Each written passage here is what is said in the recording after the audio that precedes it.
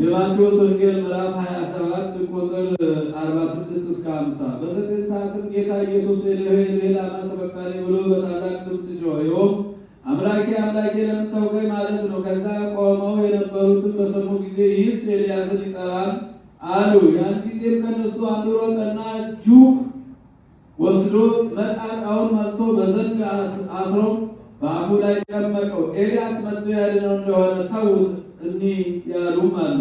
ዳግመኛም ጌታ ኢየሱስ በታላቅ ድምፅ ጮኸ፣ ነፍሱን ከሥጋው ለየ።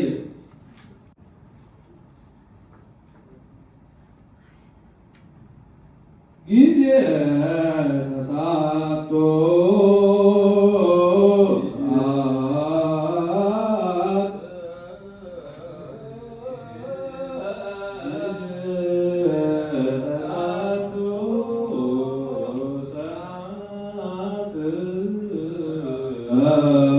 ኢየሱስ በቃሉ ወይቤ ኤሎሄ ኤሎሄ ኢየሱስ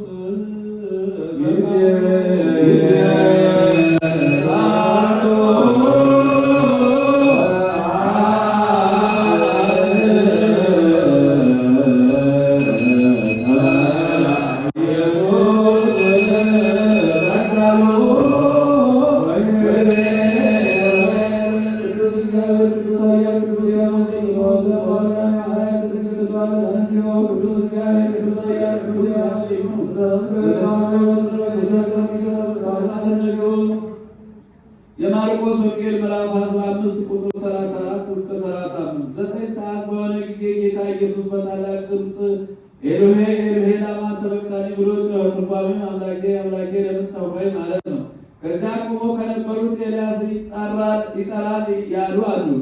አንዱም ሮጠና በዓይነ በጎ መጻጻውን መጥቶ በዘንግ አስሮ አጠጣው። ዝም በሉ ኤልያስ መጥቶ ያወርደው እንደሆነ እንዲህ አለ።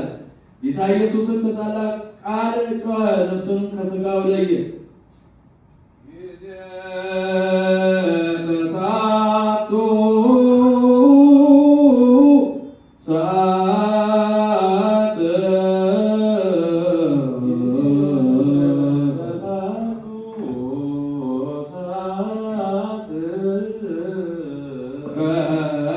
ኢየሱስ በቃሉ ወማኅፀነ ነፍሶ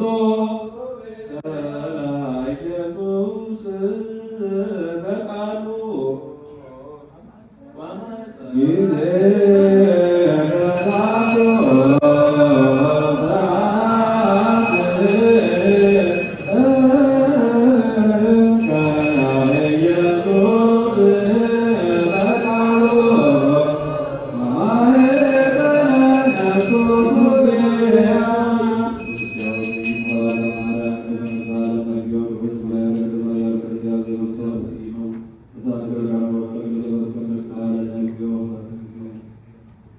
የሉቃስ ወንጌል ምዕራፍ 23 ቁጥር 45 እስከ 46 ፀሐይ ጨለመ፣ የምኩራቡ መጋረጃ ከላይ እስከ ታች ተቀደደ።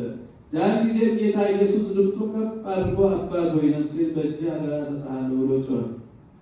ጊዜ ተሳቱ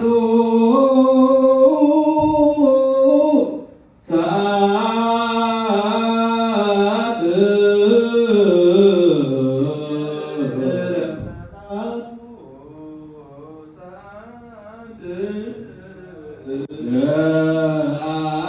ኢየሱስ በቃሉ ወወጻት መንፈሱ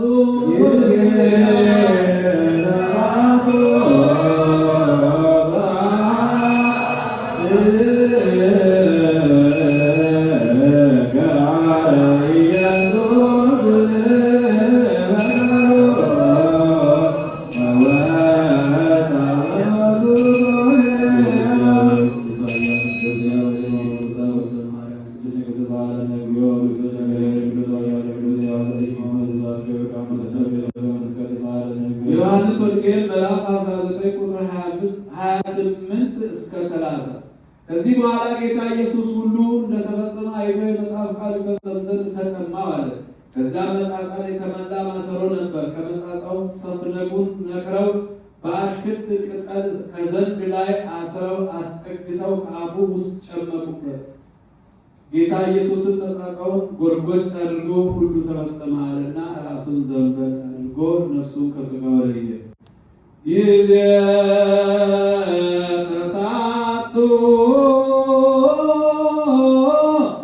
ሰዓት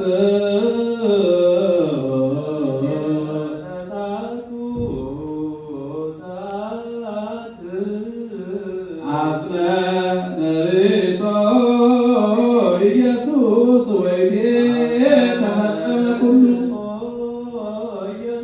ጊዜ ተሳቱ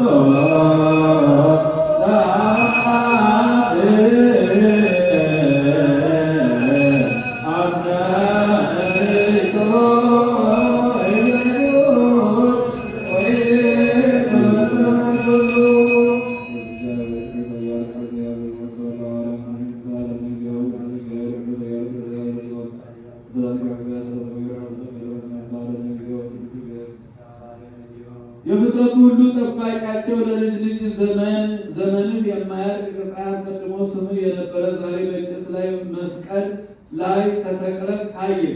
የፍጥረቱ ሁሉ ጠባቂ ሆይ ወገኖች የነበሩ እሊህ ወንጀለኞች ይህን ለመስራት በአንተ ላይ እንዴት ደፈሩ? ፍጥረቱን ወደ እርሱ ያቀረብክ ሰሪ ሆይ ባለመድኃኒት ሆይ በእውነት የቆሰሉትን ፈወስ።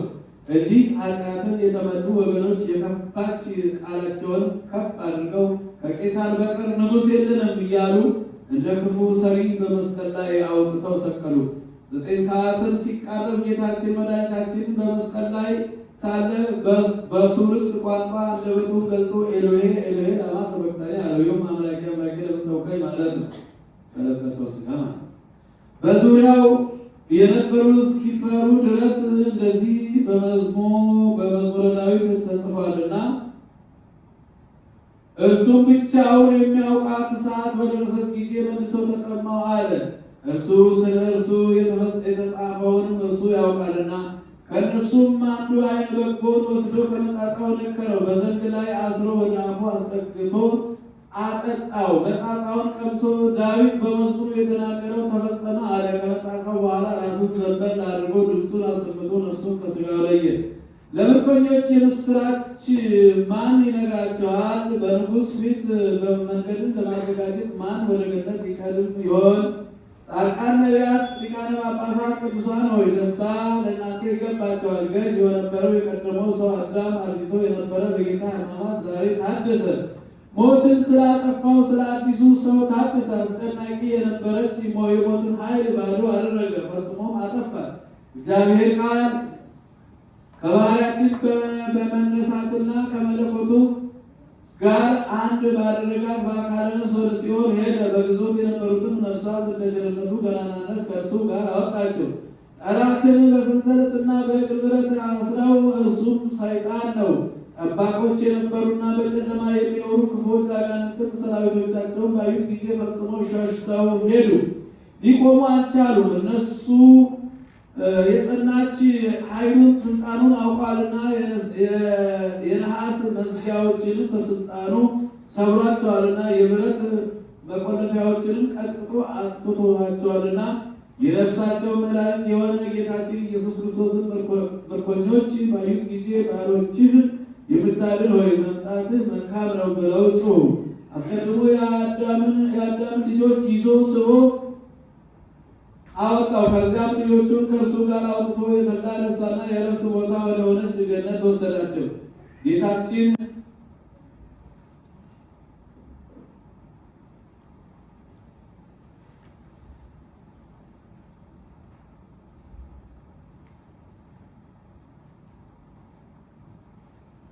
መጽሐፍ ኪዳን ዘማኅበረ እግዚእ አምላክነ ወመድኃኒነ ኢየሱስ ክርስቶስ ለሐዋርያቱ ቅዱሳን